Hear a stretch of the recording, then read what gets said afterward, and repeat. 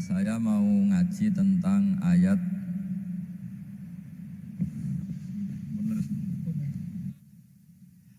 Qul bifadlillahi wa birahmatihi fabidzalika falyafrahu.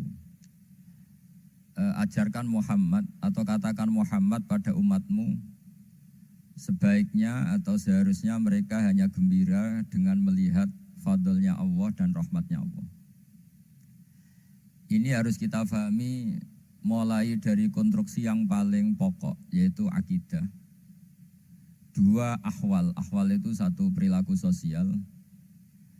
Tiga, mutammimat, sesuatu yang tidak pokok tapi kita butuhkan dalam mengawal hidup ini. Saya beri contoh, orang itu sampai maksiat itu karena cari kesenangan. Misalnya baru penat itu, ingin seneng, ada orang yang macam-macam lah, ingin melihat maksiat, apa itu pornografi, apa nyabu, apa macam-macam.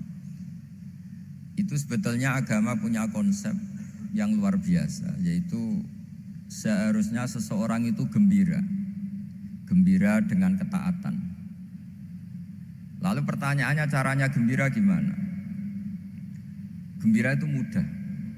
Jadi misalnya kamu sujud sama Allah Subhanahu wa taala. Terus cara berpikir begini, ini sekaligus ijazah. Cara berpikir begini. Ya Allah, ini kata Sayyidina Ali, kafani izzan an akuna laka abdan wa kafani fakhron an takuna li robban. Ya Allah, betapa sialnya saya andaikan saya jadi budak dari makhluk yang sama. Misalnya sampean itu seorang kiai atau rektor atau doktor atau orang terpelajar, kemudian kamu jadi budak atau hamba dari makhluk yang setara. Betapa hinanya saya. Maka kata Sayyidina Ali, ya Allah, saya ini cukup bahagia, cukup bangga karena jadi budak, jadi hamba dari zat yang super atau yang maha super. Gini kok Allah Subhanahu wa ta'ala. Sehingga ada kebahagiaan yang luar biasa karena menjadi hambanya Allah Subhanahu wa ta'ala. Setelah bangga dengan jadi hambanya Allah, maka kita akan malu. Malu misalnya kok saya bahagia itu nunggu melihat pornografi, melihat maksiat. Itu terus menjadi malu. Kenapa saya bisa didikte oleh hal-hal seremeh itu? Ya, kita malu karena didikte oleh hal-hal yang seremeh itu. Karena kita didikte oleh nafsu. Jadi izzatun nafsi, satu harga diri seseorang itu harus dihidupkan untuk hanya tunduk kepada Allah Subhanahu wa ta'ala. Sehingga Nabi itu melatih satu logika tarkul ma'asi. Nabi itu dulu ketika ada seorang pemuda yang ya karena mungkin pemuda ya, dia itu mau masuk Islam, tapi uniknya kata pemuda tadi, saya masuk Islam tapi asal dibolehkan bebas zina. Jadi ini agak sableng gitu. Jadi mau masuk Islam syaratnya dibolehkan apa? Zina atau free sex gitu. Karena orangnya agak hiper. Itu Nabi tidak langsung mengancam dengan neraka, enggak. Ketika mau pamit gitu semua sahabat melarang. Mah itu jangan, kamu jangan suan Nabi. Itu permintaan yang enggak masuk akal. Setelah lama ditahan terjadi kegaduhan di masjid. Nabi dengar itu ada apa itu? Itu ada pemuda yang mau masuk Islam tapi yasta'dzinuhu fi zina. Tapi mereka minta izin Nabi untuk tetap boleh zina. Kata Nabi, pemuda itu suruh masuk, suruh menghadap saya. Ketika menghadap Nabi, saya ulang lagi, ketika menghadap Nabi, Nabi mengajarinya itu luar biasa. Nabi tidak langsung mengancam dengan neraka atau dengan azab itu enggak. Tapi kata Nabi, atuhibbuhu li ummik. Kamu suka kalau ibu kamu itu jadi demenannya orang banyak. Oh enggak ya Nabi, yang demen ibu saya tak bacok kata.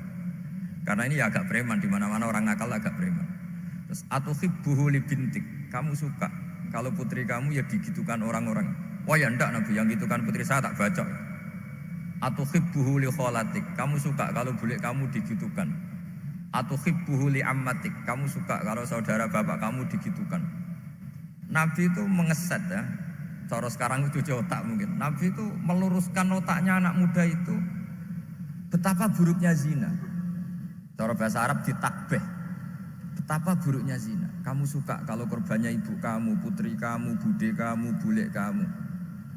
Sehingga orang itu matur ya hasbuka ya Rasulullah, ini sudah cukup.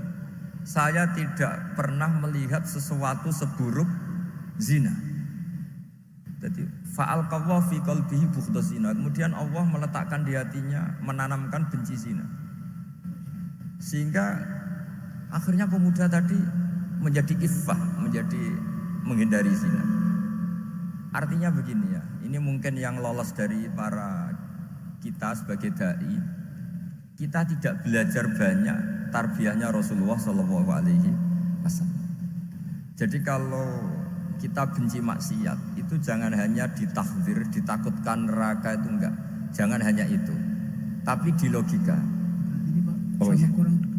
Oh, iya. Sama kurang dekat. Jadi kalau kita menghindari maksiat itu selain karena takut azab, itu ada logika, ada rangkaian pikiran yang menjadikan kita anti satu perbuatan apa maksiat. Jadi misalnya gini ya, kira-kira ginilah kalau contoh gampang itu. Ada orang gitu ya, nyanyi dengan pakaian yang mungkin pornografi gitu. Mungkin pemuda-pemuda ingin melihat itu, tapi bisa diobati gini. Kok enak ndekne mergawe kok tak bayari, aku kehilangan duit. Meskipun dengan logika yang agak serampangan, yang penting menjadi kita ini punya harga diri untuk tidak tergantung hal-hal seperti itu. Sehingga Nabi itu cara menggambarkan tadi mulai atuhibbuhu li ummik. Kamu suka kalau ibu kamu jadi demenannya orang lain. Pemuda tadi bilang yang demen ibu saya mau saya bunuh. Ditambah lagi atuhibbuhu li bintik. Bagaimana kalau korbannya putri kamu, bule kamu, bude kamu. Sehingga terus si pemuda tadi betapa buruknya zina, betapa murahnya zina.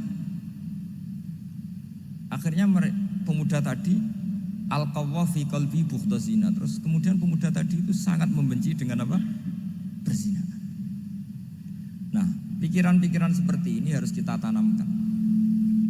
Harus kita tanamkan supaya orang itu benci melakukan maksiat karena satu memang takut sukhtuwah, takut dibendu Allah atau dibenci Allah.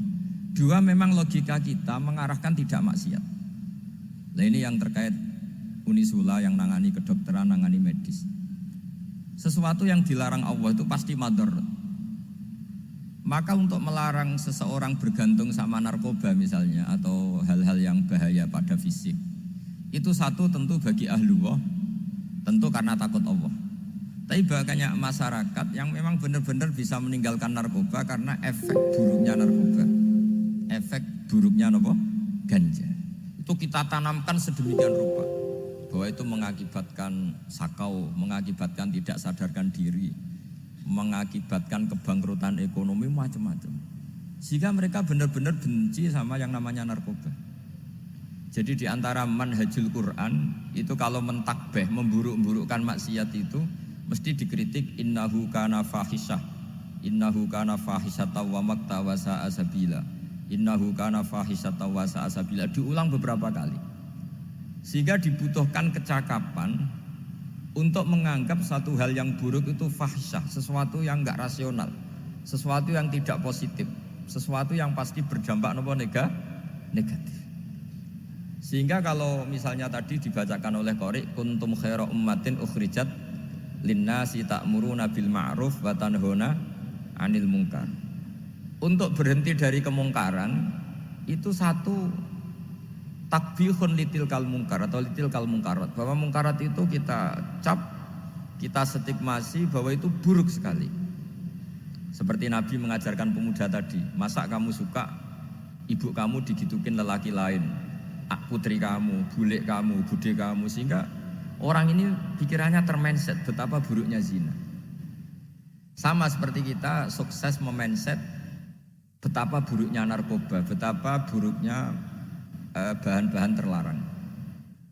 Begitu juga seterusnya, terus pengkhianat dan sebagainya.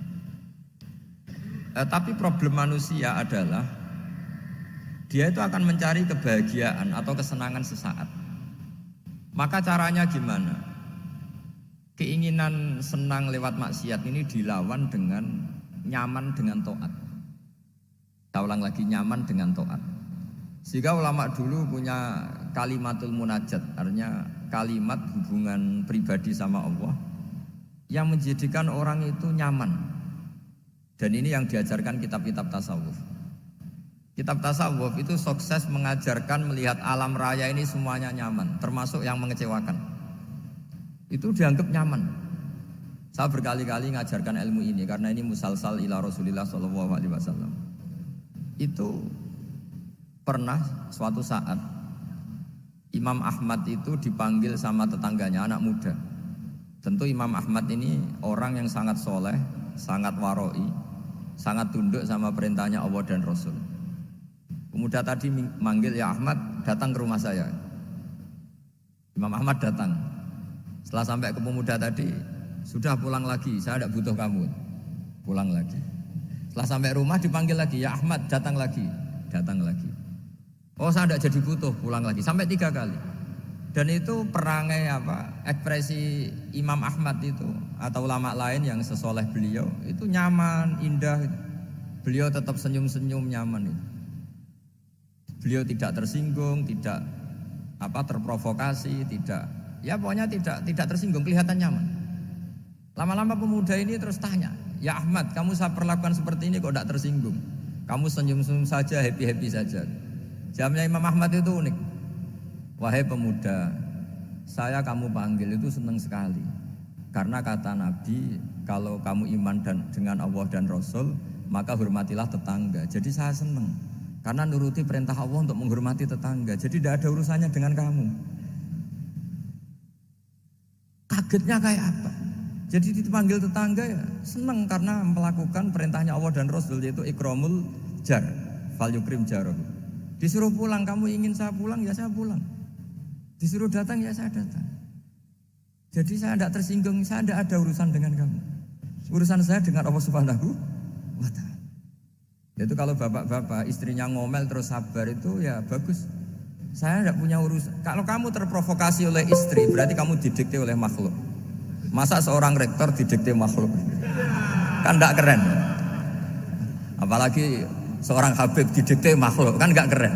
Yang bisa mendikte kita hanya Allah Subhanahu wa ta'ala. Dan Allah mendikte kita, mengajarkan dia wa ashiruhunna bil ma'ruf fa in karihtumuhunna fa asa an takrahu shay'a wa yaj'alallahu fi khairan katsira. Jadi cara melihat istri kita bawel gitu atau cerewet, alhamdulillah ini ada pahala tanpa modal, cukup sabar. Kalau istri kamu sedang mesra malah mintanya ke mall, malah biayanya tinggi. Murah mana dapat pahala dimarahin sama saat mesra minta ke mall? Milih yang pertama kan? Nah ya itu tidak usah modal itu. Ya gitu aja. Jadi kalau istri sedang marah bawel, anggap saja ini rezeki. Dapat pahala tanpa apa? Biaya. Nah, kalau pas rukun malah nantang ke mall, biayanya malah tinggi. Jadi ulama dulu itu melihat dunia itu happy. Pernah Imam Syafi'i dikasih tahu, orang yang tadi nyium tangan kamu ya, itu di rumah menghujat Anda. Jadi dia sopan hanya di depan Anda, kalau di luar menghujat Anda. Jawabnya Imam Syafi'i lucu. Ya baguslah. Yang cerita ini kaget. Kenapa bagus ya Aba Abdillah? Kalau manggil Imam Syafi'i ya Aba Abdillah. Ya berarti saya masih wibawa, di depan saya tidak berani katanya. Jadi dipandang enteng saja. Jadi kalau kamu di depan kamu istri kamu tidak berani belanja, tidak ada kamu belanja banyak, anggap saja Anda wibawa. Jadi enteng saja. Pernah Imam Syafi'i dikasih tahu, separuh dari kampung Anda itu gak suka kamu. Ya baguslah. Kenapa? Oh nak rukun malah bakal utang katanya gitu. Kira-kira yang utang itu yang rukun apa yang neng-nengan? Yang rukun. Jadi enteng saja. Masyhur itu makalahnya Imam Syafi'i. Waman asa'a ilaika faqad atlaqaka. Orang yang berbuat buruk sama kamu berarti membebaskan kamu. Kalau saya sedang nenengan sama Habib Hasan Toha Putra, beliau naik Alphard gak nawarin saya sah karena baru nenengan. Tapi kalau sedang rukun malah harus repot mana? Rukun sama ndak rukun? Repot rukun sebetulnya. Jadi Imam Syafi'i itu happy saja. Kalau sedang rukun sama tetangga ya dianggap rukun itu satu kenikmatan. Sedang tidak rukun ya dianggap satu kenikmatan.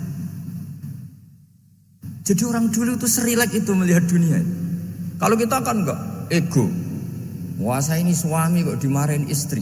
Wah ini egonya bangkit. Padahal egonya bangkit itu ada kebodohan di situ. Yaitu seorang rektor didikte seorang istri, seorang makhluk. Apalagi kalau Anda daftar wali itu tidak akan jadi wali. Ini wali kok tunduk sama makhluk. Karena didikte apa? Makhluk. Maka Imam Ahmad ketika tetangganya bully gitu ya santai saja, beliau happy. Ketika pemuda tadi eskal janggal, kenapa kamu gak tersinggung ya Ahmad? Memangnya saya harus tersinggung gimana? Kan tak panggil tidak jadi, tak panggil tidak jadi. Hei pemuda, saya ini tidak punya urusan dengan kamu. Saya nuruti kamu karena perintahnya Allah. Saya senang melakukan perintah Allah, harus berbaik sama kamu. Sampai 3 kali. Jadi kebahagiaan ini pula yang harus kita latih dalam melakukan ketaatan. Tapi kalau kita sudah tidak bahagia dengan taat itu bahaya sekali.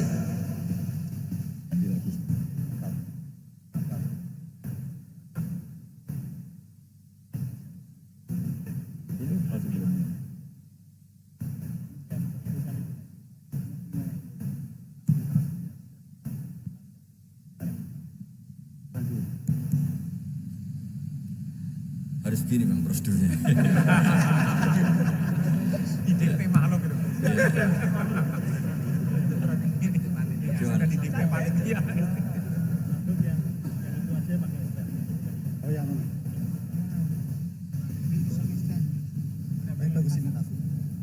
Anut saja.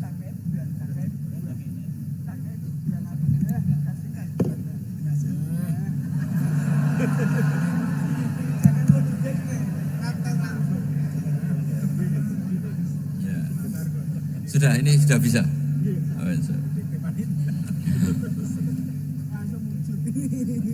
Sudah, ini sudah benar. Untungnya kiainya latihan jadi wali, jadi gak tersinggung. Kalau ndak ini sudah masalah ini. Paling ndak kan baru ngajarkan gitu, masa ada bisa meraktekkan gitu. Jadi pura-pura soleh. Tapi memang obsesi saya terbesar atau cita-cita saya terbesar memang setiap ngaji saya ingin orang mukmin semuanya itu bahagia. Dengan bahagia itu mereka tidak neko-neko ingin mencari kebahagiaan lewat jalur apa maksiat. Sehingga dalam konstitusi ulama yang ditulis di kitab-kitab usul fikih, dan itu kitab yang saya kaji, selalu saya kaji, itu membela-bela sesuatu yang mubah itu sampai luar biasa. Karena melihat mubah itu, misalnya Anda tidur itu berstatus mubah. Anda bermain catur berstatus mubah. Anda rileks sama teman jagungan semalam dengan teman rektor atau dosen atau yayasan, itu melihatnya bukan mubah tapi tarkul maksiyah. Misalnya saya semalaman asik musamarah itu jagungan malam sama Habib Toha Al-Munawwar. Itu awang ngitungnya bukan, wah ini jagungan ngalor ngidul tidak penting tuh, enggak. Malam itu bahak tidak ke dugem, tidak ke tempat maksiat. Sehingga ada ulama yang mengatakan mubah itu enggak ada. Saya ulang lagi, mubah itu enggak ada. Kan umumnya ulama bagikan wajib, ya kan, haram itu. Terus diantaranya mubah, sunat, makruh. Ada ulama yang mengatakan mubah itu enggak ada. Kenapa? Logikanya begini, itsma min mubahin illa wa yatahaqqaqu bihi tarku haramimma. Karena ada mubah yang Anda lakukan kecuali saat itu pasti ditinggalkannya sebuah keharaman. Misalnya Anda sedang jagungan sama istri di luar, di rumah, asik di rumah semalaman. Mungkin bahas hal-hal yang ringan. Mungkin melihat sinetron atau apa yang ringan. Tapi di situ terjadi Anda meninggalkan ke tempat-tempat maksiat. Sekarang ninggal maksiat itu wajib apa mubah? Wajib. Padahal Anda sedang melakukan mubah.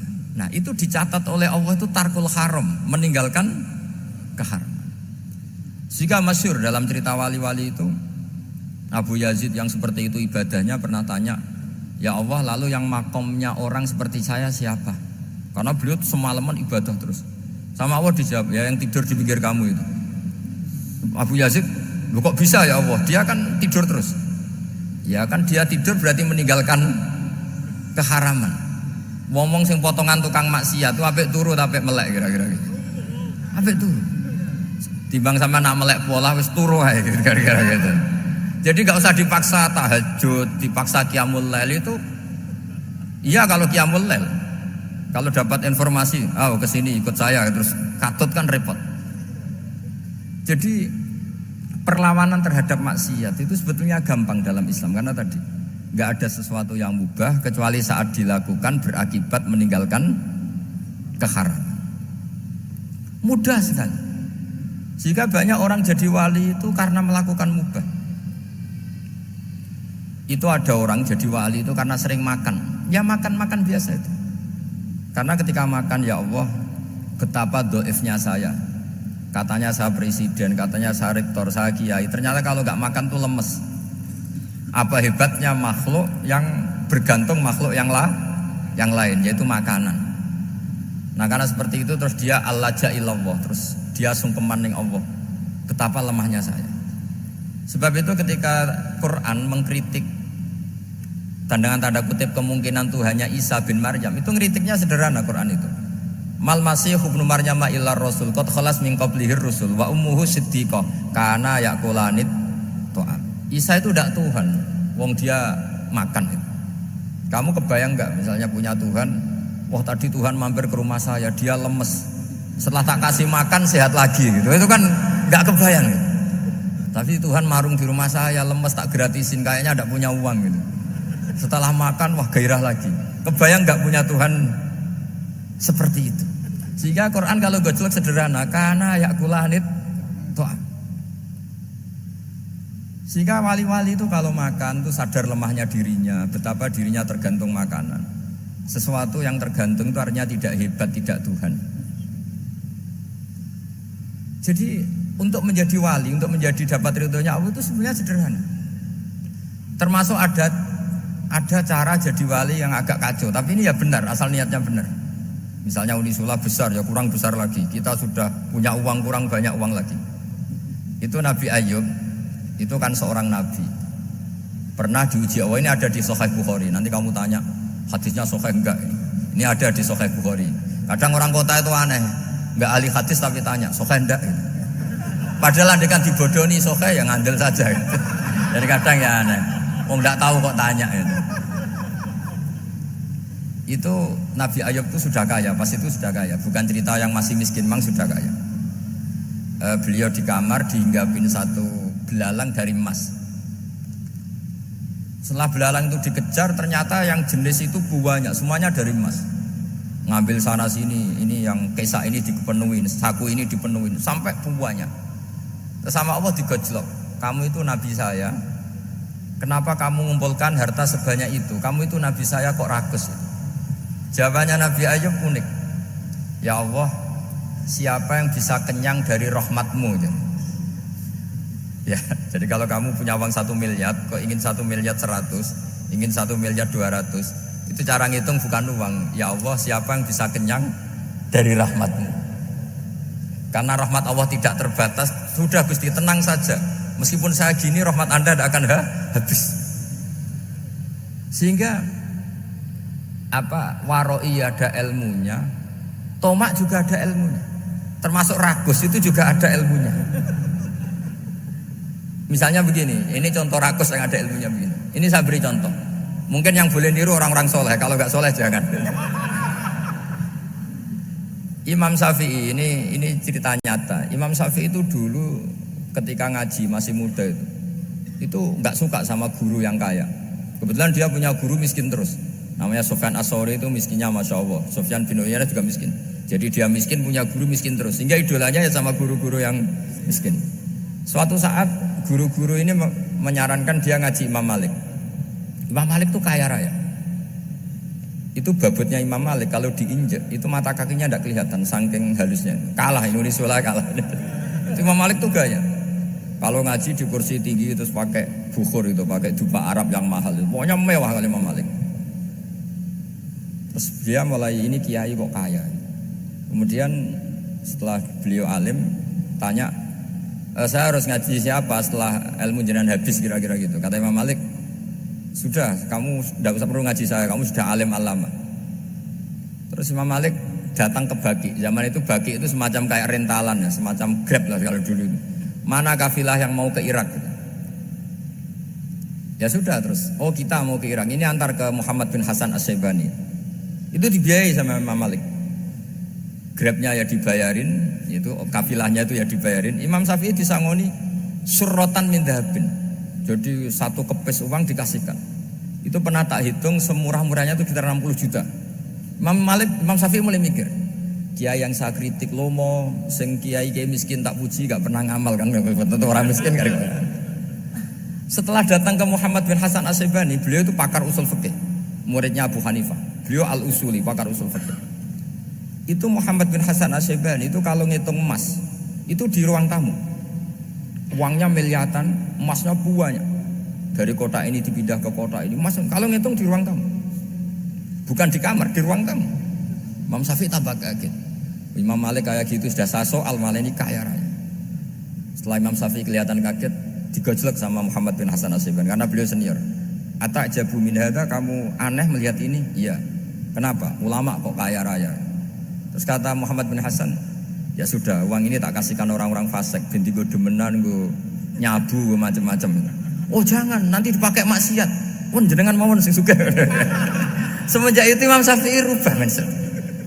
Jadi kalau kampus ini ingin akreditasi A, ingin mulia, ingin apa, kamu ridho kalau yang punya prestasi seperti itu adalah orang-orang fasik. Ridho enggak? Enggak kan? Maka didoakan ini. Nah itu namanya berpikir secara usuli. Kamu jangan hanya nuruti karena berpikir waroi terus kamu benci kekayaan, benci pangkat, benci apa, tidak bisa seperti itu. Karena pangkat dan kekayaan ketika dikelola secara kesolehan maka akan menjadi energi positif yang luar biasa. Semenjak itu Muhammad bin Hasan As-Syaibani berhasil mendidik Imam Syafi'i. Sampai akhirnya keterusan Imam Syafi'i berpendapat kalau orang Islam bisa bikin rumah tingkat kok punya rumah reok itu haram kata. Akhirnya keterusan. Kalau bisa jadi bupati kok jadi ketua RT juga haram. Karena al-Islam ya'lu wala yu'la alaih. Islam itu luhur bukan bisa diluhurin. Sehingga rata-rata orang Syafi'iyah termasuk kiai-kiai Indonesia itu rata-rata ya agak-agak politikus. Ya agak-agak kedonyan, mungkin sebagian kedonyan tenan gitu. Karena gak ridho gitu loh. Kalau kesempatan itu dikuasai orang fasik kemudian menjadi kekuatan maksiat. Coba kalau bupati itu orang yang fasik, kemudian programnya supaya rakyat seneng semalaman dangdutan yang purno misalnya, supaya rakyat seneng dibolehkan dugem, dibolehkan judi. Tapi kalau yang jabat orang soleh kan ada beberapa perda yang menolak penyakit apa? Masyarakat. Jadi kamu jangan melihat bahwa kepangkatan ini hanya sebagai alat korupsi, alat otoriter, enggak. Asal kena orang soleh, maka ini menjadi energi kesolehan atau energi positif. Sebab itu ketika Allah muji para nabi yang soleh, diantaranya disifati apa? Faqad ataina ala Ibrahim al-kitab wal hikmata, terusannya ayat wa atainahum mulkan azim. Dan Nabi Ibrahim dan keluarganya tak kasih kerajaan yang besar. Nah sekarang masih banyak orang yang cara pandang ngapain bikin Unisula yang megah, ngapain berambisi punya akreditasi A dan sebagainya. Menyoal seperti itu salah secara usul fikih. Karena secara usul fikih kesempatan yang baik tentu harus diperjuangkan oleh orang-orang yang soleh. Karena ini supaya jadi otoritas yang positif. Itu dulu ada latihannya. Jadi orang dulu itu gampang sekali ketika milih miskin ditanya, kenapa miskin? Saya ingin hisab saya ringan. Tapi ketika mereka kaya, yang soleh, supaya harta ini tidak dipakai orang yang nanti dipakai maksiat.